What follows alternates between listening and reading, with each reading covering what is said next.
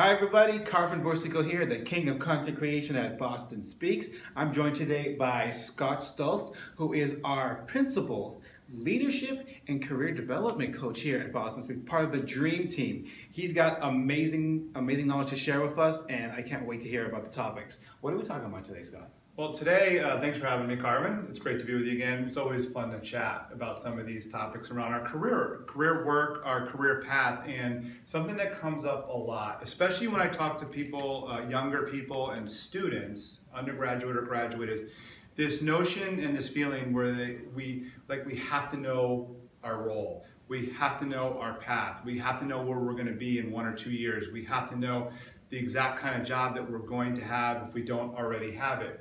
And a lot of times what I share with people is there's a process to figuring it out, and just as important, it's okay to figure it out. It's okay to, and I know you're a great story of this, I got to know you a little bit more a few months ago and your career path, and you exhibited some of that where, you know, you're doing different things, and along the way, you get to figure some of that out. Exactly. So guys, figuring it out, that is the key thing we're going to be talking about.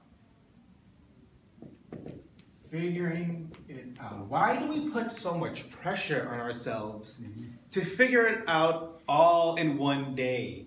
College students, you're there for 4 years at the bare minimum. Give yourself some time to figure out whether this is the path you want to go to. Don't be afraid to fail. Don't be afraid to try. This whole process is about trial and error. It's about figuring it out. I mean, Scott, you go on and tell us more about how is it that we can find our path, but still stay flexible enough to realize that if this doesn't work, we can always try another area because we do have the time. Well, the majority of people, it's only a small percentage of people who, say from high school or early college years, know exactly what they want to do and then end up doing that for the remainder of their career. That's very rare. That's the exception. For many of us, myself included, it's a process and a journey, like a long hike, certainly not a sprint and not even a marathon. It's like a long hike where along the way, you're doing different things, you're trying different things, and what you want to focus on when you're in different roles and jobs, and to Carvin's point, you know, not being afraid to try different things, is you want to keep your eye out sharp for learning what you're good at, what you enjoy doing, and how you provide value to others. Okay, so again, what you're good at, what you enjoy doing, what do you really like doing, and how you provide value to other people. And that doesn't come overnight. Carvin, as you know and have learned, I learned, I mean, after I wanted to work at a newspaper, I wanted to be a sports writer. I did that for 2 years out of college. I didn't like it anymore. I made a career shift. Everything I did post my time at the newspaper came because I opened myself to opportunities. I tried different things. I had bosses who supported and pointed me in a good direction, gave me new opportunity. I was never able to predict what I would do.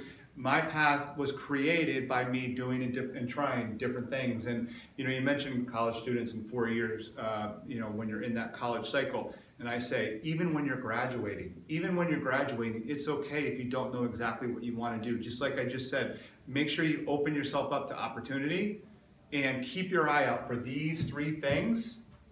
And then you can start to position yourself and be more strategic in making sure that you're in jobs that you know you're good at your role. You know that you enjoy. Every morning you wake up, you're excited to go do it, and that you know you're providing value in. Yeah, these are key things to keep in mind.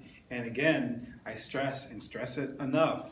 I can't stress it enough that you cannot be afraid to try. You have to be able to try because life is not always going to follow the path that you want. So you have to be flexible enough to say, all right, I'm going to give this a try. I'm going to give it all cylinders going full force.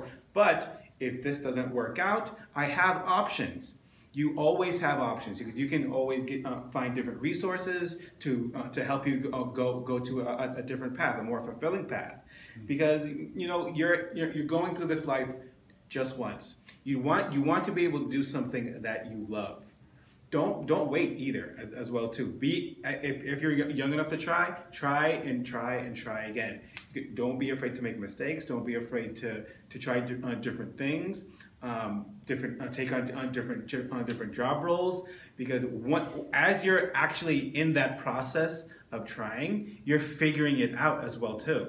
Maybe let's say you're in a random job. You're an economics major, and you find that maybe this math stuff is not really my thing. I still like business. Maybe I'll try marketing. So you go from economics to marketing. So these are the things that you're going to figure out only through experience, only through getting your hands dirty and getting in there and experiencing life as it comes to you. And another thing I want to also stress is that you are able to create your grade. This is something that I've gotten from Scott Stolze himself. You have to be able to take more control and empower yourself to be able to put yourself in a position that you are going to be happy with. This is not something that happens to you. This is something that you create. And I would love for Scott to explain more of that. Thanks, Carvin. Yeah, well, and one other point on something that you just said, which is really important, because I am 100% with Carvin when he talks about being open to and actually trying different things. We sort of already alluded to that. And here's just one other nugget or suggestion and piece of wisdom is we never want to recklessly job hop. This is how I say it. We don't want to recklessly job hop. You want to be thoughtful and mindful of what you're doing. And how do you do that? Here's my tip. Always know why you're doing what you do. If you always know, so if you're leaving a job, changing a position, trying something different, that's great, as long as you know why you're doing it. And in some cases, you're doing that because you want to get exposure. You don't like what you were doing, or you want to get exposure to a new opportunity. You want to build on a different set of skills. As long as you know the why of why you're doing that, and it's thought out and well thought out, that's fantastic. Don't recklessly job hop. Be very mindful.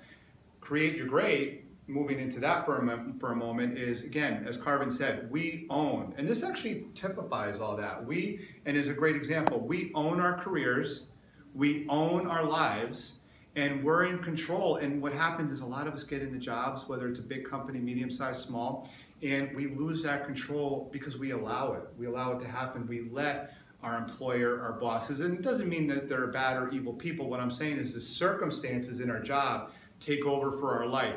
We're too busy. My boss expects this of me. I'm trying to live up to this particular role. Yeah. It would be unfair of me to leave my coworker. We get all these reasons and stories in our head why we take the power away from us and put it in the hands of other people. And I'm telling you, and I'm suggesting, and the people that I work with, we need to take that control back. Take that control back and own your career, because then you come from a mindset of, I'm looking for solutions and I'm creating my path. I'm in a solution mindset, I'm creating my path instead of being a victim and things are happening to me, where that's when you fall back on excuses. We let those stories get the better of ourselves in our head, we fall back on excuses. So it's really important to go out, take ownership of your career, and that's how you create your great, and that's how you create your fulfillment. Exactly. So as you can see, Scott Stolze over here, part of the Dream Team, is full of amazing knowledge to pass on to you guys. If you want to learn more about Scott Stolze and Boston Speaks, find us at BostonSpeaks.com. And don't forget to go to Teaching2Lead as well too, and to create your grade. We believe in all of you. That's right. So please, check us out at BostonSpeaks.com and check out more of Scott Stolze at Teaching2Lead, and we're happy to help you. Thank you guys for joining us today, and we wish you all the best. Thanks, Carvin. Take care. Thank you. Thank you. All right.